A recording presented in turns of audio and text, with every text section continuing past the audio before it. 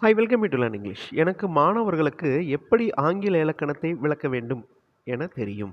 இந்த sentence I know அப்படின்னு ஆரம்பிக்குது. அதுக்கு நடுவில் ஒரு கன்ஜங்ஷன் யூஸ் பண்ண போகிறோம். ஐ know how to explain English grammar to students. இது பிரித்து பாருங்கள். ஐ நோ எனக்கு தெரியும். ஹவு டு எக்ஸ்பிளைன் எப்படி விளக்கம் கொடுக்க. ஹவு டு எக்ஸ்பிளைன் எதை விளக்கம் கொடுக்குறது? English grammar. How to explain English grammar யாருக்கு? To students.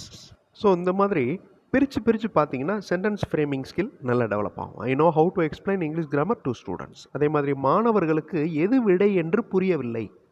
எது எந்த அப்படிங்கிறதுக்கு இங்கிலீஷில் விச். அப்போ த ஸ்டூடெண்ட்ஸ் புரியவில்லைன்னு வருது. அப்போ நாட் வரும். The students do not understand which the answer is.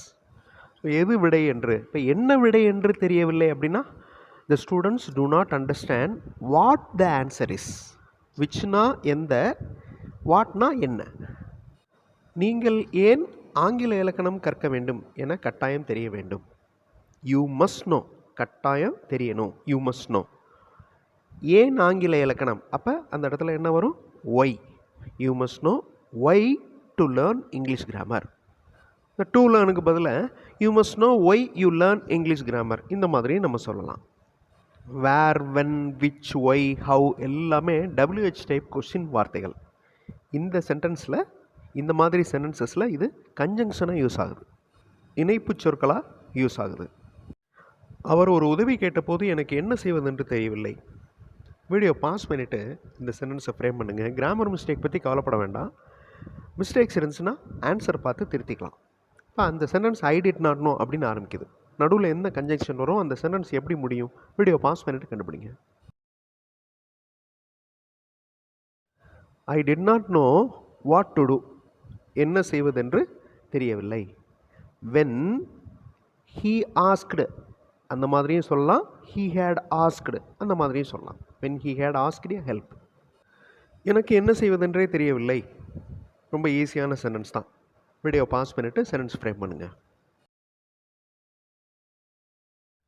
I did not know what to do. What to do அப்படின்னு என்ன அர்த்தம்? என்ன செய்கிறது. அப்போ எனக்கு தெரியவில்லை. I did not know what to two.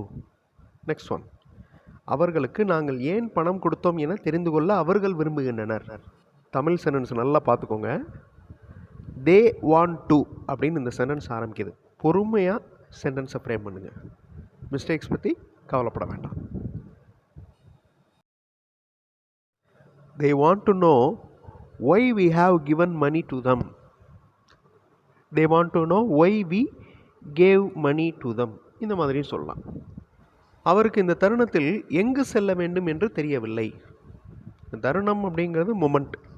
He does not know. Starting of the sentence. Video pause பண்ணிட்டு frame பண்ணுங்க. He doesn't know where to go. எங்கு செல்ல வேண்டும் இந்த தருணத்தில், அட் திஸ் மொமெண்ட். ஸோ பிரித்து பார்த்தீங்கன்னா சென்டென்ஸ் ஃப்ரேமிங் ஈஸியாக இருக்கும். நல்லா பழகினதுக்கப்புறம் உங்களால் ஃபாஸ்ட்டாக சென்டென்ஸை ஃப்ரேம் பண்ண முடியும். Next one. மாணவர்களுக்கு எப்படி விடை எழுதுவது என்று தெரியும். வீடியோ பாஸ் பண்ணிவிட்டு ஃப்ரேம் பண்ணுங்கள். எப்படி அப்படிங்கிறதுக்கு how. The students know how to write answer. வேறு கன்ஜங்ஷன் யூஸ் பண்ணி பாருங்கள். எங்கு விடை எழுத வேண்டும் என்று தெரியும். The students know where to write answer.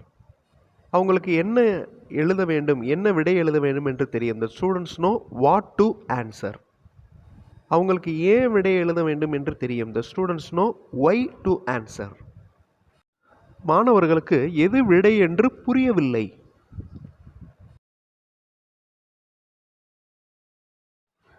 The students do not understand which the answer is. Where the answer is. எங்கு விடை இருக்கிறது என்று தெரியவில்லைன்னா where the answer is. The students do not understand which the answer is. எது விடை என்று தெரியவில்லை. இது எங்கிருக்கிறது என மக்கள் தெரிந்து கொள்ள விரும்புகின்றனர். இந்த சென்டென்ஸ் the people அப்படின்னு ஆரம்பிக்குது. The people want to know. மக்கள் தெரிந்து கொள்ள விரும்புகின்றனர். வேர் இட் இஸ் சிச்சுவேஷன். அது எங்கே இருக்கிறது, இது எங்கே இருக்கிறது அப்படிங்கிறத மக்கள் தெரிந்து கொள்ள விரும்புகின்றனர். நான் எனது கடிகாரத்தை வாட்ச் ஓகே, என்னோடய வாட்சை எங்கே வச்சேன்னு தெரியல. வைக்கிறதுக்கு இங்கிலீஷில் keep. Okay, I do not know where I have kept my watch, இல்லைனா where I kept my watch. Simple பாஸ்டன்ஸ்லேயும் சொல்லலாம். இங்கே நான் கன்ஜங்ஷன்ஸ் கொடுக்கல, நீங்களாக ஒரு கன்ஜங்ஷன் செலக்ட் பண்ணி ஃப்ரேம் பண்ணுங்கள். எங்களுக்கு என்ன நடந்து கொண்டிருக்கிறது என்பதை புரிந்து கொள்ள முடியவில்லை. We cannot understand what is happening now. என்ன நடந்துகிட்ருக்குன்னு எங்களுக்கு புரியல. இப்போ நீங்கள் கமெண்ட்டில் ஆன்சர் பண்ண வேண்டிய கேள்வி, அவர்கள் எப்போது வருகின்றனர் என்று எனக்கு தெரியும். இப்போ எனக்கு தெரியுங்கிறத நான் கொடுத்துட்டேன், ஐ நோ.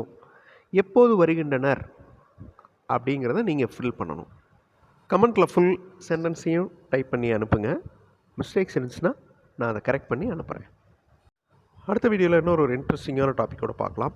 தேங்க்ஸ் ஃபார் வாட்சிங் and thanks for your valuable comments.